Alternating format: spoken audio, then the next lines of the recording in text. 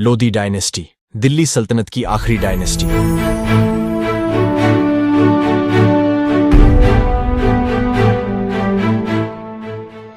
बहलोल लोदी एक अफगानी कबीले लोदी कबीले की एक ब्रांच से बिलोंग करता था और वो एक मिलिट्री बैकग्राउंड वाली फैमिली से भी आता था। बल्कि उसके चाचा तो सैयद डायनेस्टी के नीचे सरहिंद के गवर्नर भी थे। उसके चाचा की मौत के बाद वो सरहिंद का गवर्नर बना और बाद में लाहौर भी उसके कब्जे में आ गया। इसके साथ साथ बहलोल लोदी घोड़ों की भी खरीद फरोख्त करता था। 1440 में उसने कुछ घोड़े सैयद रूलर मोहम्मद शाह को बेचे। मोहम्मद शाह को उसके घोड़े पसंद आए और उसने बहलोल लोदी को एक फरगना और अमीर का दर्जा दिया। 1440 में ही मालवा के सुल्तान ने दिल्ली पर हमला किया। इस स्थिति से निपटने के लिए मोहम्मद शाह ने बहलोल लोदी से मदद मांगी। बहलोल ने अपनी मिलिट्री पावर और सूझबूझ से इस जंग को जीतने में बड़ी भूमिका निभाई और अब उसके कब्जे में पंजाब का भी एक बड़ा हिस्सा आ गया। इस समय तक बहलोल लोदी की इमेज एक काफी पावरफुल शख्सियत के रूप में हो चुकी थी और सैयद सुल्तानों की इमेज ठीक इसके उलट थी। इन्हीं सब चीजों का फायदा उठाते हुए बहलोल लोदी ने 1443 और 1447 में दिल्ली पर कब्जा करने की कोशिश भी की, पर वो असफल रहा। और फिर आगे तो हमें पता ही है कि आलम शाह के वजीर हामिद खान ने बहलोल लोदी को दिल्ली आने का न्योता दिया और कमजोर आलम शाह ने भी खुद ही गद्दी छोड़ दी और बहलोल लोदी दिल्ली सल्तनत का सुल्तान बन गया और उसने लोदी डायनेस्टी की नींव रखी।